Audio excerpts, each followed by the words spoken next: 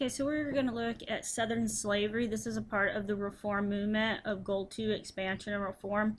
So when you look at the Southern plantations and you look at Southern society, what you really see is that most of the Southern society is actually made up of Black Americans. So you have the slaves who make up the bulk of the Southern population.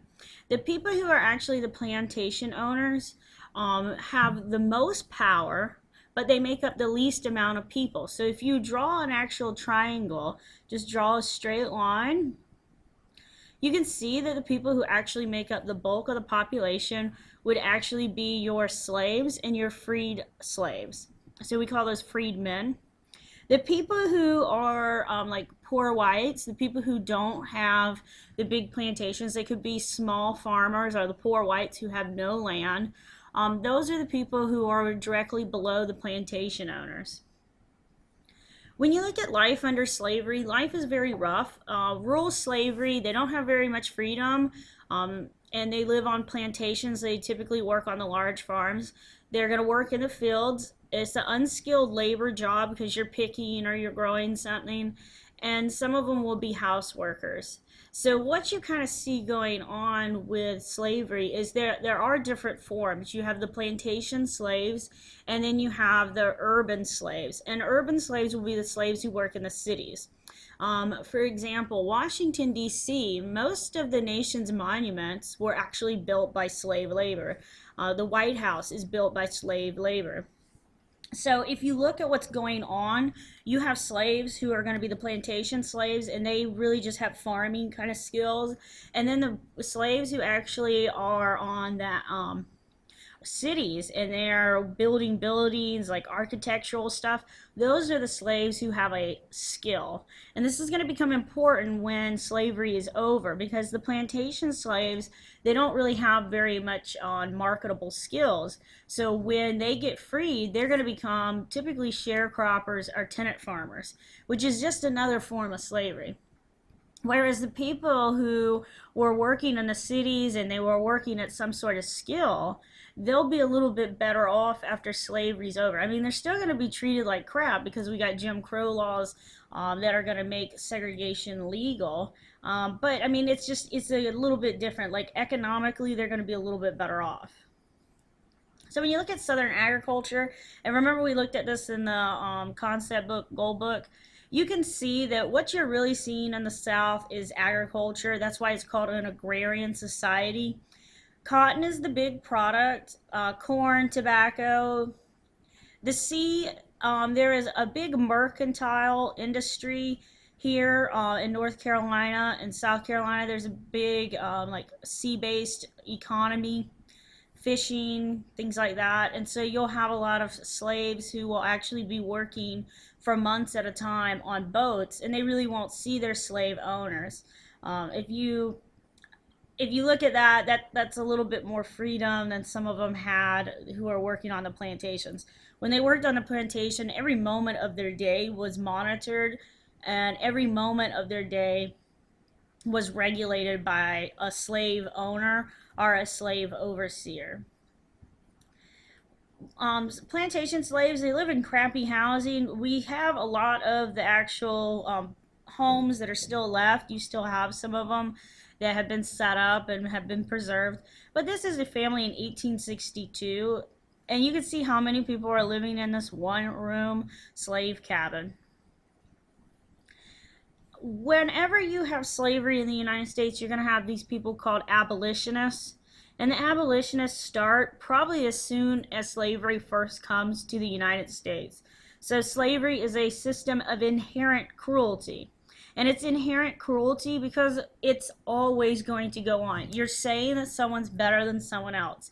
And when you give somebody that sort of power over another individual, it's naturally going to cause a problem, an error between the two people.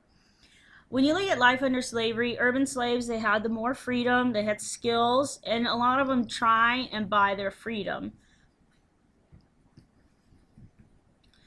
Abolitionists are people who are anti-slavery. They want to free slaves. So William Lloyd Garrison is going to write The Liberator. And William Lloyd Garrison, you can see he's a white abolitionist. He is more of a militant kind of abolitionist. He becomes kind of violent as time goes on, and because he starts preaching a violent message, people start to actually turn away from him. Typically, people do not like violent messages. At least law-abiding, common, everyday people don't like it. And so, because they're not liking it, what you're going to start seeing is people going to another guy, Frederick Douglass, who will come out as an abolitionist as well. William Lloyd Garrison wrote The Liberator, Liberty. He wants immediate emancipation. Emancipation means free. Okay, so he wants the immediate freedom of all slaves. And he says if you got to kill everybody in the South to do it, so be it, right? Because he's violent. He's a radical. Okay. Some people think he has the right system or the right belief. And what ends up happening is Nat Turner's rebellion gets blamed on him. So Nat Turner, who is a slave, is going to believe that he's the Moses of his people, and he's going to try and lead them to freedom. So he goes around and he tries to get slaves on the plantation to go ahead and help him in his rebellion against the slave owners. He gets some of them, but most of them decide not to. And as the rebellion is spreading throughout the area, the other white plantation owners are alerted to it, and so they naturally get their guns and they hunt down Nat Turner and all his other people, his followers, who are also rebelling. And what Nat Turner's rebellion ends up doing is we get stricter slave codes and black codes. And basically these are going to become the Jim Crow laws as time goes on. So once slavery is over, what you're going to see happening is those old slave codes that they used to keep the slaves in line, they're just going to slash out that name slave and put Jim Crow on top of it. So I told you wrote The Liberator. It's in the 1830s that this stuff is going on. When you look at some other abolitionists, David Walker's one, he's an escaped slave. He believed in a violent end to slavery, just like Garrison. Now, Frederick Douglass is going to be a guy who believes in a gradual emancipation of slavery. What gradual means is if he can free some right now, he'd take it. If he can free some more later, he'll take it.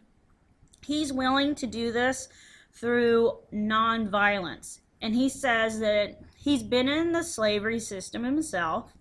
He's a former slave. He says that if you really, really, really want slavery to end, you need to pay the slave owners. He basically says that the money, the dollar, is actually controlling them. And in a lot of ways, he's right. Remember, the South has the Cotton Kingdom. Our cottonist king, and it's all based on slave labor. Their economy is very strong because of slave labor, and if you took that away, they wouldn't have an economy. So Douglass kind of figures out, which is a very smart way to figure it out, if you just pay them, then you'll go ahead and end slavery.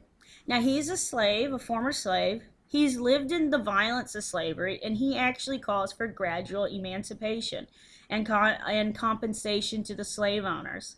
He will later become an actual advisor to Lincoln during the actual Civil War. So he'll become an advisor to President Lincoln for the war.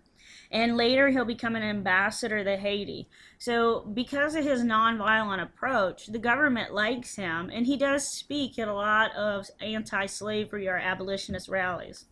So the anti-slavery alphabet, they used to give this out, and you could see that they would come up with A as an abolitionist, a man who wants to free the wretched slave and give to all an equal liberty. And they would teach their kids this. And I mean, it's really a good way to show people how to end slavery. So this is propaganda, but it's propaganda for the abolitionist movement. I mean, it's just cool. It's different. You know, it's not a poster. This way, it's like little rhymes that your kids would memorize. So the tree of slavery loaded with the sum of all the villains. And so you can see when this tree of slavery, look, brutality, lust, robbery, vice, violence, all this stuff is in the tree of slavery. Murder, suicide, death. Remember that slaves a lot of times did get raped. Some of them do get killed. It's not in the slave owner's best interest to kill a slave because that's your property. But you saw all this going on. So this would be what the abolitionists would publish. And here are the abolitionists cutting down the tree of slavery. So some anti-slavery arguments. Emancipation just means freedom. There are religious reasons for wanting abolitionism to happen. Religiously, it's not very Christian, obviously. Morally, it's wrong to own a slave, and the values of the Constitution stated that all men are created equal. In Europe, they've kind of already done away with slavery. They did away with slavery before the United States did away with it. When I told you about Nat Turner's rebellion, here's just the notes, you know, the written word on it. Slaves start to turn to violent methods. I mean, if I'm getting beat, if I'm seeing my family members getting sold out from under me, and I feel like there's no end to it, I might turn to violence too. So slaves turn to violent methods. Nat Turner's slave rebellion, 1831, it really scares the crap out of the slave owners in the South, and it should. I mean, there's only a couple slave owners, and there's a heck of a lot more slaves. The problem is that the slaves don't have guns, and they don't have weapons. The kind of weapons that they have would be farming tools, farming equipment. Slave owners also don't teach their slaves how to actually fire a gun. So when the slaves could get a gun, it's not like people know how to do it right away. Guns back then are a lot different than guns today. I mean, guns back then, you actually had to have a little bit more like skill at knowing how to load it and everything. Our guns today, I mean, they're pretty simple and straightforward. So because of this, because the slave rebellion happens, what you're going to start seeing is Southerners are going to become very scared that there's this waiting rebellion in their backyard. And every time a slave starts to speak out, hey, you know, we shouldn't be slaves, it's going to make everybody else suffer even more, because now the South is going to get very, very strict on slavery and very, very strict on the people who are already free. So if you're a former slave, which means you bought your freedom, or maybe you were freed by your slave owner, they're going to become meaner and harsher even to you. So Southerners feel that they have to defend slavery more than ever before. And you see that this is in 1831. The closer you get to 1860, the more violently attached to slavery the South gets. As you get closer and closer to the start of the Civil War, if you even say slavery in a bad way, say it in a negative way, the South's gonna naturally react in a hostile, violent manner. They don't want to hear it. They don't want to hear it from anyone. So the horrid massacre in Virginia, because you have to understand that the slaves do actually kill some of the slave owners. They don't kill that many, but you know, here is a woman holding her kids while a slave butchers her. So this it would definitely be from the slave owner's perspective. Okay. So the pro-slavery arguments, there's new fears of revolts everywhere, and so you're going to have the black codes that are going to start that restrict freedoms.